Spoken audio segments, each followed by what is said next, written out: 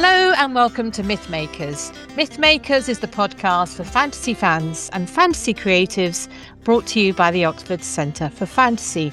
My name is Julia Golding, and I'm joined today by my friend over the other side of the Atlantic, Jacob Rennaker. So Jacob, it's lovely to see you. Great to be here.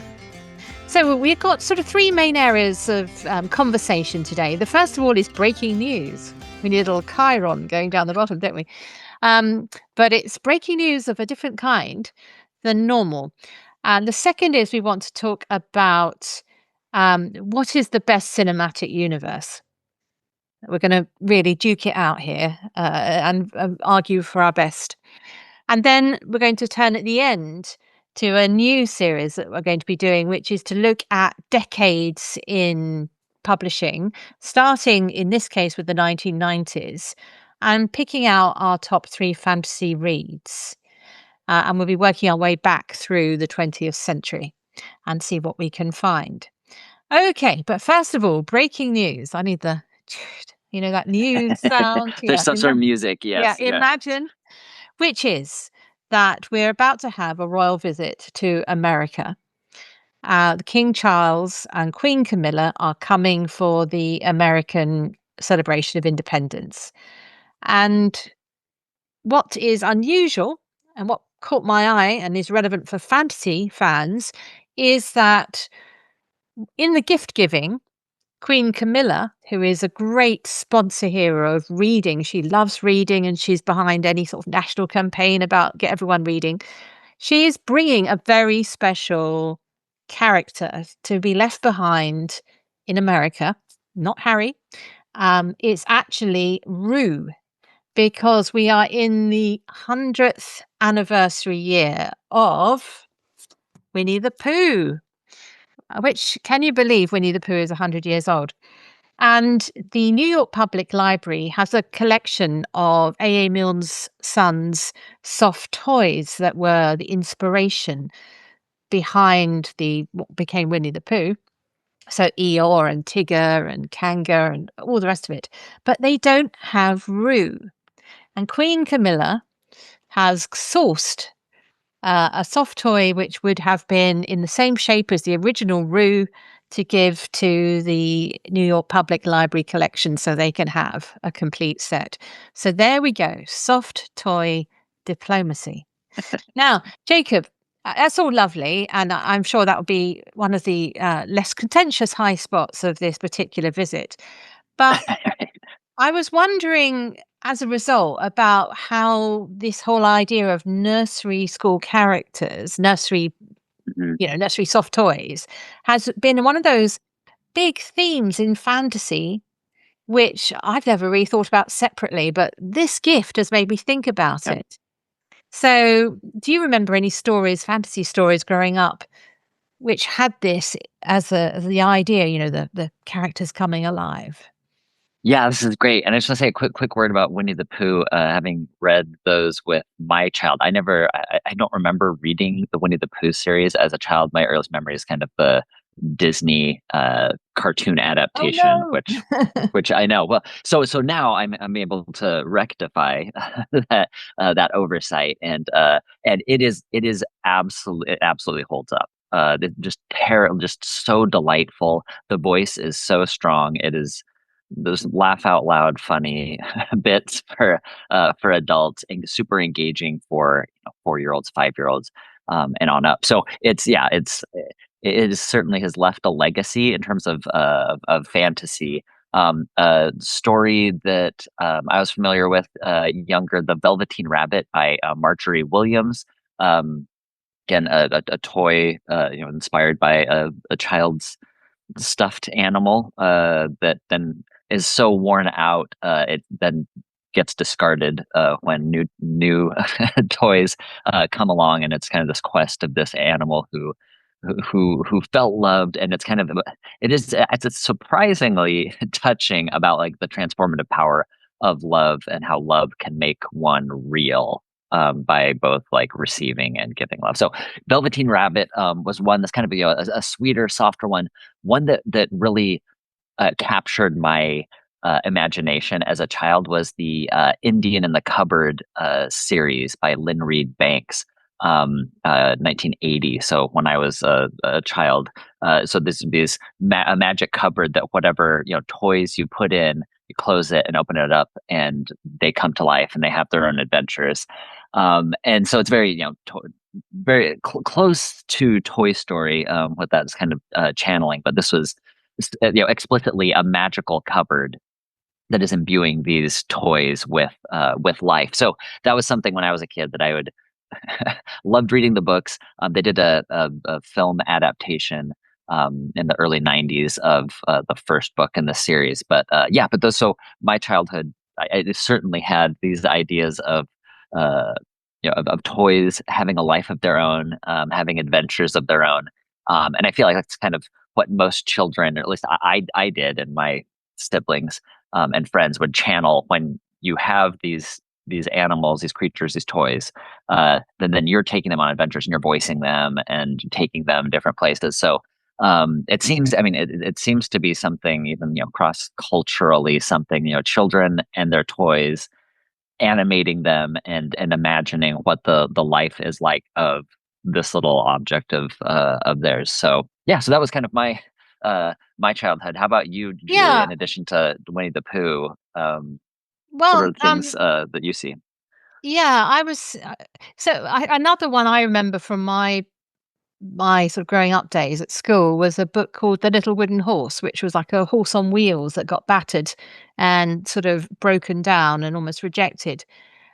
So there's this theme, isn't there, which the Velveteen Rabbit is picking up, Toy Story later on is picking up. Is the idea that sometimes these stories about children's toys are about growing up, things wearing out. There was actually also a TV series, absolute classic TV series called Bagpuss, which I don't know if it got to America. It was Oliver Postgate, who was one of the sources for all sorts of wonderful children's programming. And the idea is you've got this old cloth cat. He's a pink and white, saggy old cloth cat who sits in the window of a curio shop. And his owner, Emily, finds broken down things to bring to the shop. And then as soon as she goes, the animals come alive. So the cat, there's a frog playing a banjo, there's a rag doll, there's some mice who have a little song about mending things, and they repair the item. It's sort of early upcycling. And they tell a story about it. Absolutely charming. So if you're looking for something really gentle for your child, I would highly recommend Bagpuss. I'm sure it's available.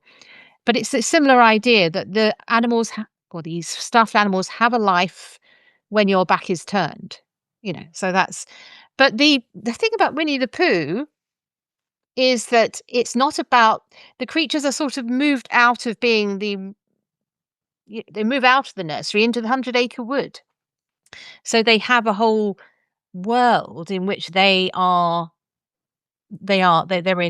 native in that world, and that's where the adventures happen, and it's all about play, isn't it, and sort of jokes, and the child can laugh at the characters. Christopher Robin is more intelligent than ever, he's the one they go to for help, so it's very empowering, I would say, for a kid.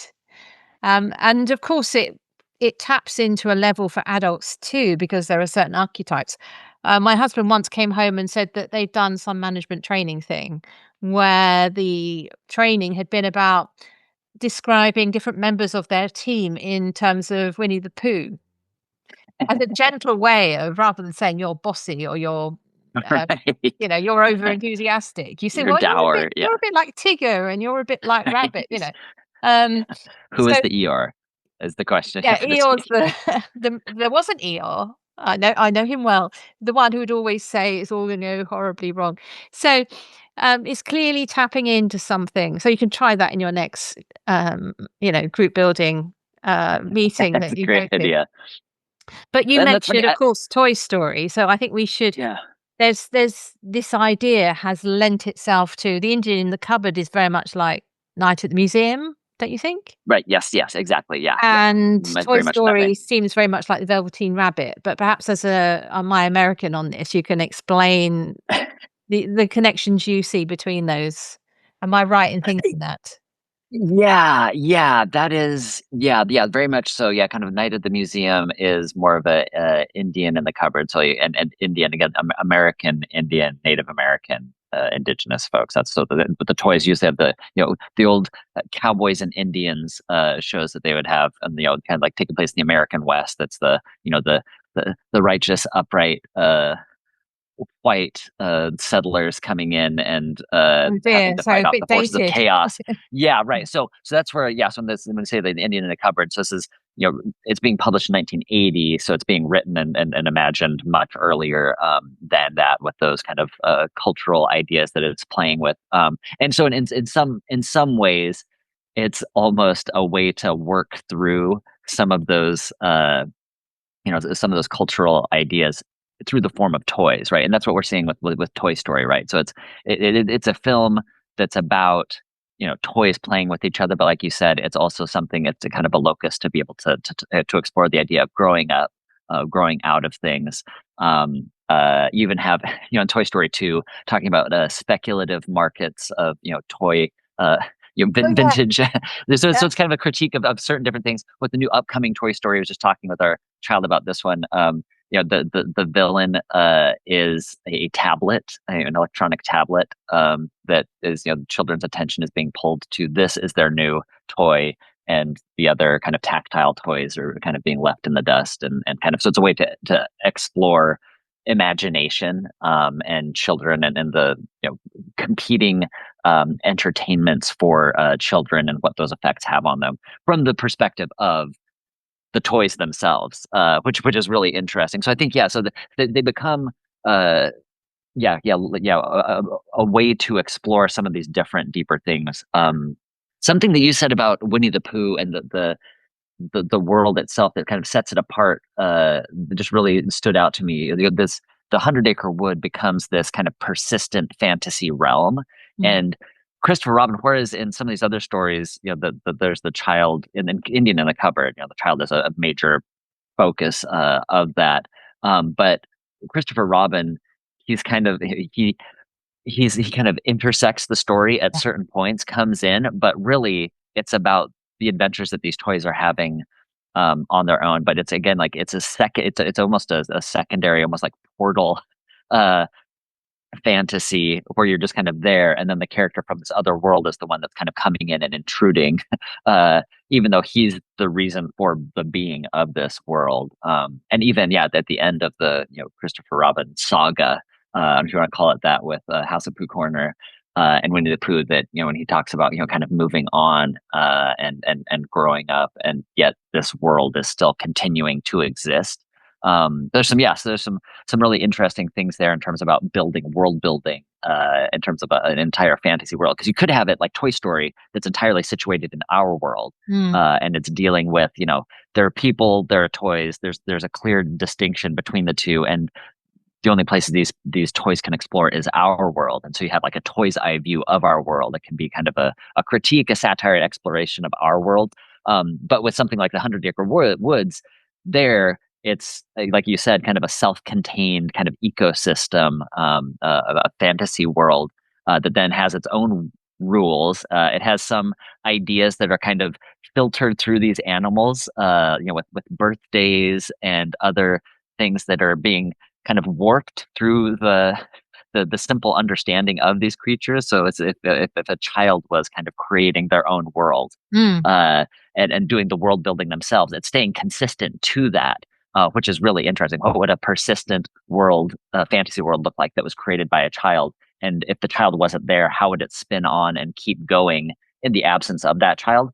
Which I think is a brilliant move that Milne was making, in that, and also something that fantasy writers since have paid attention to, and kind of probably been affected by in their own writing. I think one of the problems about now, if you were saying, well, what would you do about it, is that a lot of our toys for the nursery, children's room rather than nursery these days, are very often branded already. So I'm Mm. thinking about Barbie. It's very knowing that Barbie has a Barbie film, which has its meta level, and then Right. you've got the use of things like Thomas the Tank Engine in the Mm. Ant-Man movie. There's a sort of element of them being subsumed into branding. Um, Right. and I don't know, and of course there is now the toys made from so rather than starting with the books, they start with the sort of screen version. Even the Harry Potter Right. toys and what have you, they are sort of screen influenced rather than book Hmm. influenced. So you're getting it coming back the other way. And what I rather like in these earlier examples is that it is that random toy that the child loved Right. in the nursery. Yeah. And where we might want to rest this discussion is, of course, who is our favorite of all of this? Most unlikely It's toy to become a hero character? I'll leave it to you to right. say his name. I mean, I would, yeah. So I just as I'm tempted to say Roverandom, the Oh, little yeah. tiny tin toy of Tolkien, but Okay, that yes, you get Tom extra Bombadil. extra Yeah, credit. actually, a bonus points for obscurity in Yeah. terms of that. But yeah, but the Tom Bombadil. So yeah, Julia, tell us a little bit. Give us some background on Tom Bombadil and its effect on Tolkien as a Yeah, person. it's kind of I think it came from Germany or Austria or somewhere. Anyway, it's a sort of odd toy that washed up in the Tolkien nursery or been given to them, sort of gnomic type character. Um, and I mean, I imagine what was happening was anyone who's had small children knows that they say, "Tell us a story," um, and you look around the room and think, "Oh, okay, I will pick this toy." So Tolkien probably picked up this character and invented this world of Tom Bombadil and poems and um, this character who he then folded into not the Hobbit where he might have been expected. He's Right. folded into the Lord of the Rings and takes on a kind of demigod, Pan, Green Man, somewhere in that world of Hmm. archetypal god-like images. And I imagine the actual original you have to think really hard if you looked at the original toy to sort of project it into being such an imaginatively powerful creature. But of course, that's what a child's imagination does. It takes a toilet roll and a bit of tissue paper and says it's a rocket going to space. We do Right. that a lot as a child, and it's all about play. So I think that's the essential element for fantasy, and it connects Winnie the Pooh, Tolkien, Barbie, or whatever, is the Mhm. idea of play. Just taking something tactile and saying, "What are we going to do with this? Where would it fit in a story?" So anyway, well done, Queen Camilla, for thinking of that, or her her people who did her research for her. That seems to be a very nice thing to take to America on the anniversary. Is it 250 years? Am I thinking, is that right? Is it your 250? Probably. I'm a poor. Oh, It come shows you on. what a poor I think it citizen I is. am. I think it Yes, is. it is. Yeah, it's a 250. Yeah, yeah, yeah. We've just celebrated Jane Austen's 250th, so we're in the right ballpark. Yeah. Um, Always welcome back, America, if you want to. Thanks. I personally will probably take you up on You'll that. be back. Isn't that what that song is Yeah. in Hamilton? Yeah. Right. Yes. Exactly. I dare King Charles to sing it at the banquet. Right. Anyway, no.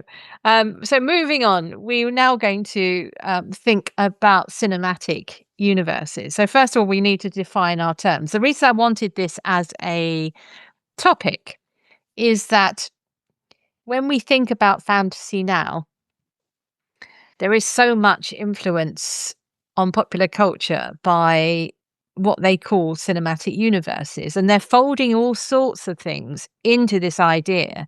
It's really a kind of exploitable IP is the business case.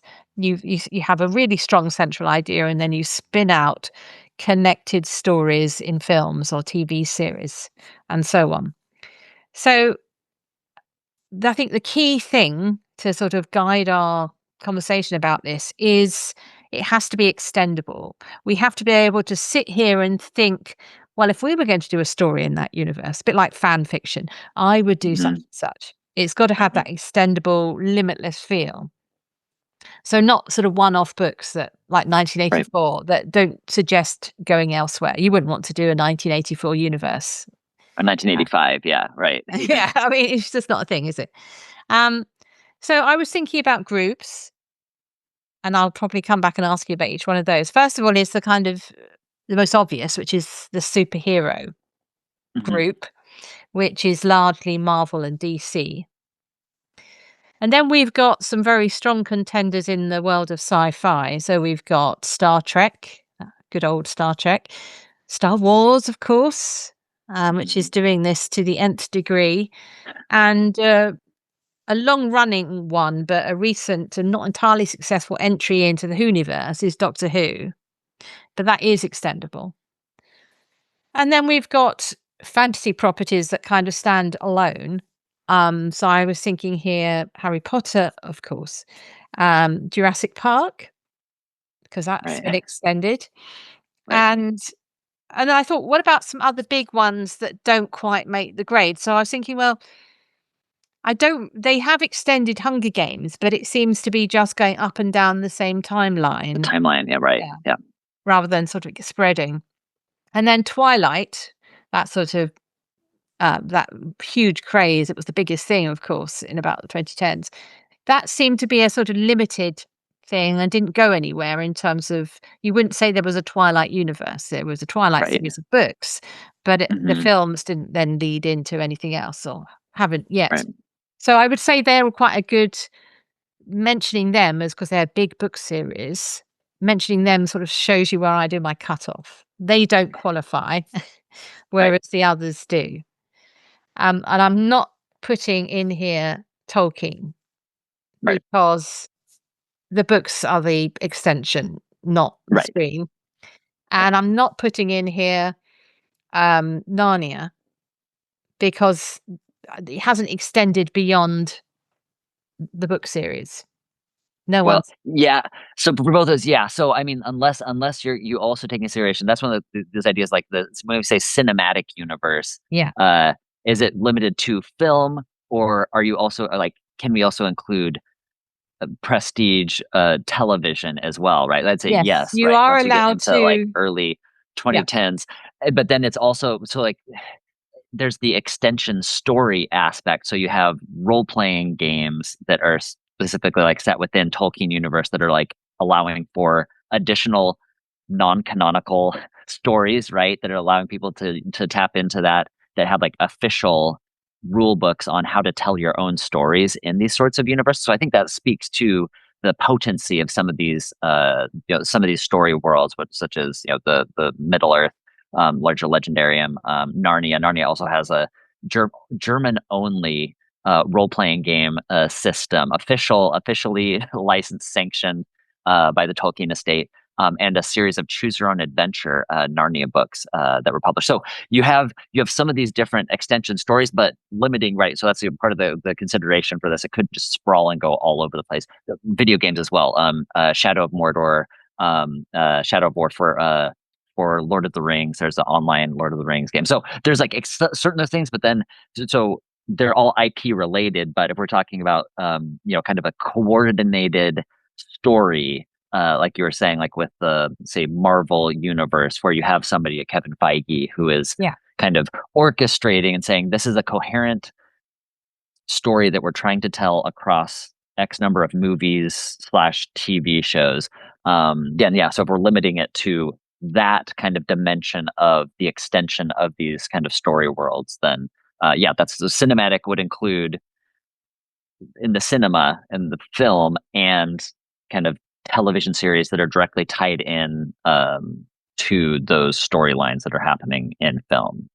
Is that right? Yeah. Defining our kind of terms, right? Yeah. Yeah. So yeah, you could argue that, but I kind of would like to take Tolkien and C.S. Lewis out of the Yeah. mix Yeah. Yeah. Yeah. Yeah.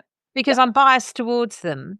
And also, I don't think that an extendable game or an extendable computer game um, has quite the same standing as another film or another TV series. So let's keep it on the Okay. screen, Yeah. just so that we can limit what we're talking about. Yes, yes, yes, yes, yes, absolutely. Um, So when you say, yeah, so when you say like, so when in your mind, when you're saying best, what are the ah, synonyms that okay. you're working with for best? Like when I'm like the word something like, so is it the most coherent or cohesive? That's one way of saying the best, right? Is it the most immersive? which is kind of, I guess, kind of along with that. Is it the most rewarding for the broadest swath of fans for that? So when you say best, what is in Julia's mind with like the Yeah, best cinematic universe? I guess it might come down to the one I like the most. Right. That could be, admit your own bias. But I think what I'm getting at is I'm interested in this idea of what is a cinematic universe. Hmm. And I think it has to be the one that when you've finished a film, there's still an appetite to find out more stories in that same Hmm. universe. They Yeah. haven't exhausted the material. So there's a feeling of it could go on and keep getting and not get worse, not get not sort of wear out by being Hmm. overextended. So the material is marshaled carefully so that you feel as though it's fresh ground that's being tilled, but you want to see what the crop that comes up, to use that Hmm. agricultural image. Right. Um, does have to have range and versatility and contemporary relevance, Right. I think, as well. So something which actually makes you think, "Oh, yeah, that's really interesting. That's made me see something new." So Right. it's easier when you start talking about examples. Yeah. So Yeah. people say, DC has struggled to find itself. Hmm. People have found some of the more offbeat versions of DC were the ones that people have liked. Hmm. Uh, you know, um, is it the Suicide Squad and things like that? Yes. Right. Yeah. Yeah, they're not my cup of tea. Um, but I can see. So I would say DC has an appeal, and of course they've got what Superman and um, Batman. Do they have both of those? Yes. Yeah. Correct. Um, but there is a sort of element there. Well, I have problems with superhero movies in that they're always about basically the same character. You know, sorry, I'm gonna get letters, not letters, emails, people protesting. But the idea of someone who is a kind of slightly isolated figure Hmm. with special powers, blah, blah, off you go. Right. Um, and often in a sort of contemporary world. So for Right. me, there's a limit. They're enjoyable, but there's a certain amount of when you see a Superman origin story, when they do Hmm. another one, it's pretty much the same, just updated for a Right. new world. Right. Marvel, I think, they've tried to do some really interesting things, Hmm. but for me, the only bit of the universe that still has any interest to me is actually Spider-Man. Hmm. I don't know what you feel Interesting. Yeah. about it. Why is that? Yeah. Yeah. I'm interested to kind of I drill down think on it's that. What's largely because of the casting. uh, I'm still care about the that character, and perhaps after the next one, maybe we would have had enough because he's getting old and, right. um, Right. it's a coming of age story, and they've Right. reset it quite well this time with everyone forgetting Hmm. who he is, so, um, I really enjoyed the Iron Man early on, and I Hmm. enjoyed the Avengers as they and the banter as they were happening, but they sort of lost for me, I didn't really grab onto anything else, and I think that's been the problem they've had trying to do new things with the Marvels and haven't quite found their way. Um, and maybe it's just we need 10 years off, Right. 10 years off superhero movies. I don't know. What do you feel about the DC Marvel? Yeah, it's interesting. Yeah, so like Marvel clearly they've done a lot of thinking and kind of like architecture, like story Yeah, architecture huge, for huge. And I should that's mention they've gone back in time as well. So they've also done the um who's that character? I'm trying to think for the name of the female lead in a series in the early she's in the sort of 1960s. oh, Uh, Agent Carter. yes, thank you. And then Yeah, of course great. Captain America himself is back in the Second World War. So Right. they have So you do they have have some given it some breath. period. Yeah, you can do period pieces, right? Which they've done sometimes with the first Captain Marvel movie was supposed was a 90s kind of like period piece. You could call the 90s Mm. a period, which apparently you can now at this point. But right, so the Captain America, the first one was taking place 1940s. So you do have some of those different places. Yeah, it's so I think what's allowed it the early goings, the culminating in Endgame, which is going to be re-released in theaters. In case you didn't get a chance to see it one of the two times that it was in theaters previously, there's going to be additional material this time that will help to connect it to their upcoming Avengers, kind of the next saga, kind of lost a little bit of steam, like you're mentioning here in the middle after the Thanos Infinity War. They called it the Infinity Saga. So after that, I think it was really they had each of the pieces well orchestrated, put together. They're building off of each other, and they're all limited to films at this point. Yeah. Now, after you get there, then they're also extending it into television, right? With Disney Plus, and during the pandemic is when you start having this kind of the the the gold rush of streaming television Yeah. services. And so that kind of like it's interesting looking at what's happened there with Marvel. And I'm blanking on the name of the book that I read that was kind of an unofficial kind of history of the Marvel Cinematic Universe that was talking about how these pieces, the early attempts to try to do this sort of thing, interconnected superhero universes, adapting comic book material, and then what was it for Marvel that made it stick, and then how did it kind of peter out, the difficulties and really the difficulties in this part. So the what has allowed it to cohere has been kind of a singular creative vision, Kevin Feige. So he's able to put those pieces and they have it kind of pretty tight. But then once they started going into television, there were so many more episodes and so much more content that you couldn't have one person really that was able to be there in the editing room for every one of those, when you usually only have, two movies maybe coming out a year versus two movies plus two TV series that each have 8 to 10 episodes, and others that are in various forms of production. So, yeah, I think that looking at that first saga, the Infinity Saga, all those together, they're able to play with different genres, right? So, like Winter Soldier is supposed to be kind of like a spy thriller.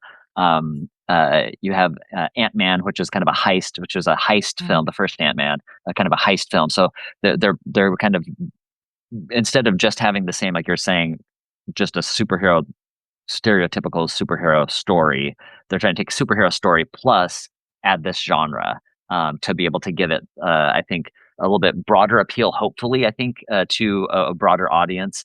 And then, for more of the comedy end, right? So Thor ended up, started as, Shakespeare light, and then kind of leaning into Chris Hemsworth's comedic abilities, and that character goes from a serious, again, like Robert Downey Jr. Iron Man calls him kind of Shakespeare in the part. I think at one point, or just saying that he's kind of a more serious character to then more of a comedic relief, and he has moments of seriousness, uh, but Taika Waititi bringing him in to direct later movies, that they're like leaning into the Yeah, comedic that went a bit aspect of off that. the rails though, didn't it, that one? Right. So Right. and then you've got the Loki TV series, which Right. because I think it in the way if it's gonna work, the cinematic universe, okay, Kevin Feige sort of universal vision, but also it's absolutely key who they're casting, and Tom Right. Hiddleston was a very good casting as Loki. But watching Loki, the series, it's a kind of Doctor Who retread. A very high, the issues there, if you've been watching Doctor Who since the 60s, you see them tackling the same thing about someone moving through time and all this kind of thing. Yeah. So, I did enjoy that series, but I also Hmm. thought, I think I know where you got some of these ideas from, but I do like him as an actor. And Yeah. I think one of the problems you have, of course, is people get wedded to certain characters and they don't expand to take in the new characters coming in. There's the next Right. generation. It's like Right. saying, I only like the first generation romantic poets, not the second generation romantic poets, Right. or Right. vice versa. Or saying that they're all retreads. Yeah, no, that's a good point, and that's what they're doing. So Marvel, to because of in part, I'm sure, like as part of the reflection of what you're just saying there, right? Robert Downey Jr. was so central to the identity as a character, right? He's just, he's witty, he's charismatic, and smart, and so he's a character that people just like to see on the screen. And so they're bringing, so he will now, Robert Downey Jr. is going to be now is presented as the villain for this upcoming cycle of Marvel cinematic stories. So Not rather sure than about that. Not right, I sure know about exactly. that. So rather Doesn't than just like trying to pass the torch, which they kind of did, but then ran in, but when it's how actor centric this is, right? yeah. The actor who is supposed to kind of be the main villain for the following section of films ran into legal trouble, legal trouble, and so there was some distancing. They had to now take the actor who was in this role rather than just recasting the role. Decided to kind of pivot on what they were doing. So yeah, so it's going back to the well. If you're focusing on actors rather than characters, but I guess like the character is so tied up with the actor themselves that it can be hard to see somebody else cast in that role. Well, if they're good, I think they bring a new energy. Like go back to Spider-Man. Each time they've cast it, there's been a new kind of energy to it. And of course, we shouldn't really carry on this conversation without mentioning the fact this all comes from comics. Right. So that's the original well is a comic book world, and there's lots of potential storylines from that which Hmm. they're using, which those who have followed the comics really enjoy seeing Right. reinterpreted. So, in terms of, I think Marvel, perhaps a bit less so DC, but Marvel is definitely a strong contender for ticking the boxes for what I was thinking of as the best cinematic Yeah. universe, in that it's very extendable. When they get it right, it makes a very good film and a lot of money, but a very good film. A film that sort Yeah. of, is the 4-quadrant film. It pleases everybody. Right. If they cast it well, it works really, really well. So we'll just leave superheroes for a second. Yeah. So, let's talk about science fiction. So, Star Trek, Star Wars, and Doctor Who. Now, I think Doctor Who is a bit of an odd one to put in. They try to make this into a Whoniverse, and it Mhm. kind of hasn't worked in that they didn't get a big viewership with the money with the Disney link up, and that sort of dropped away. But oddly enough, in terms of concept, Doctor Who is wonderfully extendable because of Mhm. its very simple idea: man, well, Time Lord, man, woman, traveling Right. in a weird kind of spaceship which goes through time and space. And so, yes, that is very extendable, very simple. Um, I hope they can make it work when they go back to it because I think I like the idea, but I don't think it's worked as an extended universe. Hmm. So I will knock that off the list. So we'll leave, unless you want to argue for it to be back on, but we'll leave Star Trek and Star Wars there. I've got a feeling that the world is divided into those who like Star Trek more than Star Wars and vice versa. Hmm. Which side of Yeah. this cutthroat battle do you fall on? I am on the Star Wars side of that. I appreciate Star Trek, Boo, and I boo. know, right? Well, this is But good. I guess I have reasons for the like, Okay, your given your reasons. definitions of and reasons for what qualifies as one that's extendable. So yeah, for Star Wars again, like if you're looking just limiting it to films, I would also count you see made for TV films. You have that with Star Wars early on, even in the 80s, right? Spinning out from Return of the Jedi, you have a couple of Ewok made for TV movies, these This small is really creatures deep dive that here.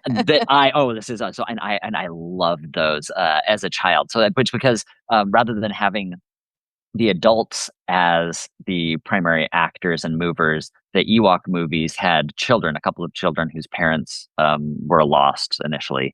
And then they were having to navigate this world themselves. So for me as a child, being able to see myself kind of in this universe, that just added even more for me. So you have an extension from the big screen to the small screen, not in like ongoing television series, although they did have a droids cartoon with C3PO and R2D2 and an Ewoks cartoon. So you have these early ideas. Most those are primarily just for selling toys, so and play sets and that sort of thing.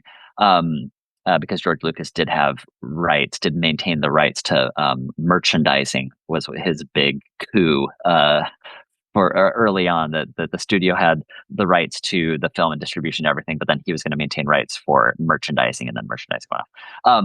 And that's what allowed him to put money into sequels, and to try other attempts to extend the universe in different ways, like the prequels, which wouldn't have been possible unless he had that money himself to do the studio allowed. So you have a singular person, at least at the beginning, who's kind of making these decisions, creative decisions. Um, I think in terms of like now contemporary, you do have both animated series that are continuing on stories that are seen as canonical, that are enriching the experience, that are exploring periods between two of the films. So the Clone Wars, for instance, was a long-running um, uh, animated series. You also have and then you're also Rebels following different kind of in between periods, kind of interstitial storytelling that they're kind of exploiting what's happening between these blockbuster, uh, you know, films that you're seeing there is kind of what their strategy has been. And so to your point about things that are being able to explore different areas and that have relevance for different contemporary issues. So while some of the series, say like Book of Boba Fett specifically, was kind of like was hoping to, like a nostalgia, right? So here's a character and you're hoping to get people who didn't know anything about Star Wars probably wouldn't be drawn to Book of Boba Fett. Mandalorian, I think they're able to be successful. Again, this is pandemic, golden age of streaming. People are at home, and then you have a story that's kind of a unique take of a kind of bounty hunter character who then is tasked with protecting a child. And then so you have this kind of lone wolf and cub dynamic that hasn't been that you've seen elsewhere in other media, but in the Star Wars universe was something that I think connected a lot of people. Thought it was fun in a way, is kind of more self-contained storytelling. But to bring it to more of the modern relevance, Andor, which is kind of not dealing with the fantastical and like the scientific advancements. It's more of really like a political thriller, and it's focusing on people on the ground, the people that are you're on the big screen. You're looking at the emperor, you're looking at these leaders, these rulers, people with like fantastic powers.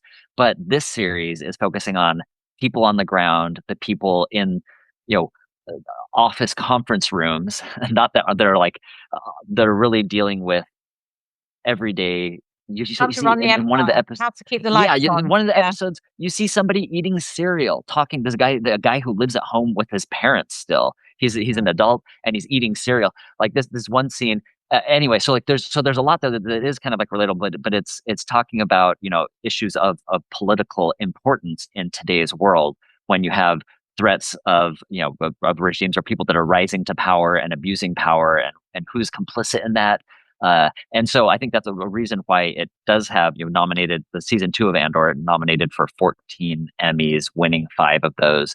So there is certainly some ways of approaching the material that lends itself to contemporary relevance. So that's one of the reasons why I think and it's a broad enough base that you can have a political thriller that's released, or kind of like political espionage, that's released 5 months after a Obi-Wan series that's more of the traditional, like Yeah. swashbuckling, high adventure, kind of like lowbrow, more of sort of the humor isn't as deep, but then the Andor is exploring certain themes of morality, whereas Obi-Wan is more kind of like action adventure, and those are being released within 5 months of each other. And so I think that speaks to the broadness of where you can appropriate the central material to. Yeah, and I think one thing that Star Wars does do quite well is morally imperfect characters. Mhm. Whereas I would say on the whole, Star Trek is a slightly more um, clear on its values. Mm, There's a sort of more of a sense of it being the goodies versus the baddies, and even when they do different time periods within Star Trek, it still looks fairly futuristic because that's its vibe. hmm. The reason I like Star Trek, I think, is largely to do with the questions raised. I find the Okay. questions raised in it, particularly the next generation era. Right. I know that there's the thing about, in terms of when they make films, every other film is a dud, apparently. But there was several really, really good films, plus the the new versions of the old stuff. The Hmm. Chris Pine, I think it is, isn't it? Yes. Um, get my Chris's right. They were very good, I thought, very well thought through. And I liked some of the interplay between the different series. So you would Okay. have a sort of 90s series that would reference the 80s series and the sort of costumes that people wore. They're all sort of in jokes type Hmm. thing. And of course, it was held together by Patrick Stewart's very strong performance. And I think of all of it, the one that I would choose as the most interesting of all of the Star Trek stuff is the First Contact film, which riffs on Hmm. the Borg idea Yeah. of being assimilated into a collective and the damage that's done to the captain figure. In a way, it's Master and Commander Patrick O'Brien, but in space. You know, if you like those kind of ideas of a Right. small community at sea. And of course, there are lots of the other series which I've enjoyed. I did watch in the 90s. I watch less now because it's on a service I don't have. But I did watch Right. Picard, the retirement Yes. project. Right. I thought the last series of that, which had a lot of the old timers coming back on, was actually very moving and very good. The middle Hmm. series I was less keen on, but the first and you First know, and third. yeah. Right. So I think for me, I find Star Wars a bit tiresome, and I Hmm. can't really forgive. It was tiresome. That sounds a bit mean, but what do I mean by that?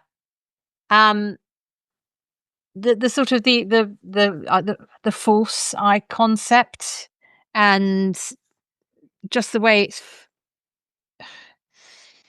it doesn't kind of land as for me. Yeah. But you know that somebody else it will, and they'll say it's amazing. Right. I think partly I really enjoyed as a child the first three that came out Hmm. logically, and Right. my sort of belief or suspended belief in it all got shot to pieces by the prequels. Right. And it destroyed it, and then I took my kids to see the sequels. Hmm. I realized I was watching the same film again, Just rehashed. Yeah. and so I just thought, "Oh, no, you've run out of material." Right. Andor was nice to see that they haven't run out of material, Yeah. but So let me, yeah, I'll it's pitch. And kind of I think you're destroyed my faith in the Star Wars thing. yeah. And understandably so. Yeah. And I think, yeah. And I absolutely agree with you about the Star Trek, that Star Trek from its inception was meant as a social commentary, right? Yeah, That's exactly. each. So even with, and they did that really well with Next Generation. So each, and you can have these, kind of standalone episodes, right? It's very, um, uh, you know, it's a serial, and it's episodic in that way, in that you have sometimes you have serial elements that are, kind of overarching mythology, like the Borg would come in and come out, right? So every once in a while, and it's picking up that thread. But largely, you could just, tune in for the planet of the week, and the Mm, social issue that it's exploring through that yeah, planet's culture, that week. And that's what made it, I think, so popular, and have such longevity, in so many different guises, with the different series. So I think absolutely it's better. It's much better suited to be more relevant to contemporary audiences. With, yeah, if you're willing to go that route, rather than just say it's just spaceships and, explosions and action, and you can travel through space. But if you're actually looking at social issues, political issues, that's really what it's, I think, best suited for. So Star Wars, in terms of it, yeah, running dry. I think so. This is with the sequels, the sequel trilogy with Ryan Johnson's The Last Jedi. That one really rankled a lot of people because he was doing things differently and kind of like reintroducing this idea of like mystery to the Force, whereas it was kind of taxonomized, and made more scientific, and it functions better when it is more nebulous and ill-defined. But I think they're able to instill more of a sense of wonder there. There's other reasons why people didn't like it, but I think there was an attempt to do something kind of fresh with it, but then the fandom, I think a lot of vocal fandom, was opposed to seeing something different and kind of wanted more. Something that I would, that here's my pitch for you for looking at the potential that Star Wars has. So there's a series that Star Wars has done. They've done three series of this. It's called Star Wars Visions. They opened it up to the first series is about 8 episodes. They're like 15 minutes each, and they went to Japanese animation studios Mm. and said, you can tell any story, any type of story you want here. It's not canon. It's not going to be included in the broader universe, but take the Star Wars property and tell whatever story you're excited about. And there's some really, they're wildly different in terms of, some are following a musical band and drama that they're having. Somebody else is following, a spy. Some of them deal with the Force and Jedi, and like there's one that is kind of like a samurai, like a Ronin character who's like without a tribe and it just kind of like wandering as kind of like this like not like vigilante justice kind of in some way or like a reluctant enforcer. So there's some really and beautiful and different types of animation and different types of storytelling that they haven't done quite yet in the mainstream. So they did that for the first and the third season, the Japanese studios. The second season that they did, they expanded that to different global animation studios, including Cartoon Saloon, which did Secret of Kells, Song of the Sea, Windwalkers. It's an Irish animation outfit. They did one of these that's wonderful, just like the visuals and the storytelling. Kind of almost you can tell it's influenced by like Celtic mythology kind of and how it's relating to light and dark. So they had one. Also, the Aardman animation Oh, animators. So there's a Wallace and Gromit essentially version. It's called like I Am Your Mother. So rather than the play on Luke, I'm your father, but it's about a mother daughter who's her struggling in their relationship, and so it's a claymation animated, funny, touching at times. And so they have one of these little 15 minutes or so, 10, 15 minutes. So they're very short. They have some from like Portugal, South Africa, I believe is one of the other anime studios. So seeing the breadth of different kind of like cultural and visual influences that are brought to these stories and the freedom that they have to not have to try to fit firmly into canon. That's one of the challenges when you're dealing with these kind of cinematic universes is not breaking the infrastructure, the larger infrastructure that's in place. So these animators are given kind of a pocket. They say like, you do whatever you want. mm. And so there's some really interesting stories, and I think the evidence for potential for some really, I think, special, relevant, visually interesting, and exciting stories to kind of breathe new life into something that can easily get stale and people can become dissatisfied with. So that's my argument for what I think is hopeful about the cinematic universe is seeing like these really rich, kind of almost like proof of concepts for here are wildly different things that you can do with this central property. So that's what's kind of still exciting. That's what excites me most about it, not the overarching kind of official all the movies are going to be released and which ones you have to go see in which order to understand what's happening, but these spots of here are creatives that are kind of untethered with canonical considerations and what kind of story, taking the basic building blocks, could you tell that is exciting for you and ignites your imagination. The fact that you have so many different stories that this property is igniting so many different creatives in so many different ways is hopeful to me. That's very persuasive, and I will go and look those up because obviously I can't reject it if I haven't tried such thing. So we're running a bit long here, so we'll probably put our discussion about the 1990s into a second part. But just to finish this off, I mentioned in passing the other sort of cinematic universe, of course, Harry Potter.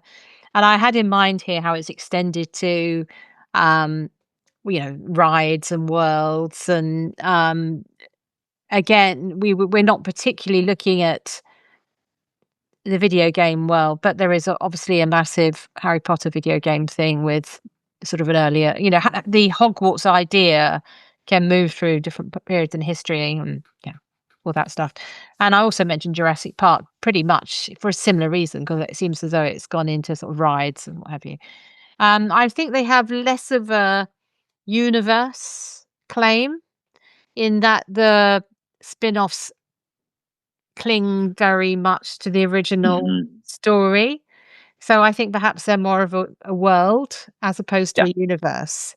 So I'd probably say a Harry Potter world, a Jurassic Park world, and not a universe. Whereas Yeah. the others, I think. So just for ease of being able to describe anything. Let's draw the line there. If you agree with me on that. Yeah, agreed. Okay, so who are you going to vote for? We've done Marvel, we've done DC, Star Trek, Star Wars, Doctor Who, or Yeah, something else I haven't mentioned. I think that's so. The only Who are you going to go the only dressed up as to some this kind is of, fantasy I thing? have Yeah. I think because I already actually have a lightsaber that was given as a birthday gift, so I have to, for budget saving purposes, at the very least, I have to commit to Star Wars. It's just like, just in part, and like you said, it's something that we like, and I think a lot of our tastes are shaped in childhood, either good or bad, and Yeah. experiences, and so.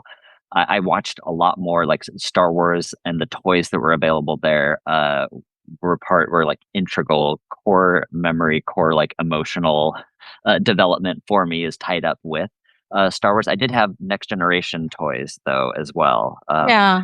But they weren't nearly as like well thought out or like part of a larger ecosystem of toys. So I think so my tastes I You're think you're have you're skewed voting that Star way. And Wars. there's no and there's and novels and things like, so that's like there's such like nostalgia and like personal like connection to that it's hard for me to like fully disentangle from that, in terms of if I'm to have to if I have to pick one for me and my internal universe, I'd have to go with Star Wars. That's a slightly different thing about which one you would sort of internally imagine. So I think for me, probably I would have liked it to be Doctor Who, but I don't Hmm. think it is because of the sort of relative failure of the last round of trying to develop that. So at the moment, until I watch these other things, I'm still more Star Trek than anything else. Yeah, More, I respect that. Marvel is fine, but I can guess maybe I'm too old. Yeah. Too old for You're superheroes. not too old. I'm not saying yes, you're too old, but like it can be like it's very limited. You're young and I vibrant, enjoy the Julie. films. I do Yeah, enjoy the films, but I yeah, don't invest in, whereas I think there's a more range of issues and stuff which I find yeah, interesting elsewhere. yep. Okay, right. So that's the end of this section. And now we're going to move off into the 1990s, which we'll put into a separate. So come back and join us next week for the 1990s.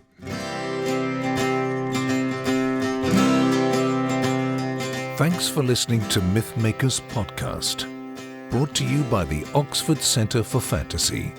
Visit oxfordcenterforfantasy.org to join in the fun. Find out about our online courses, in-person stays in Oxford, plus visit our shop for great gifts. Tell a friend and subscribe wherever you find your favourite podcasts worldwide.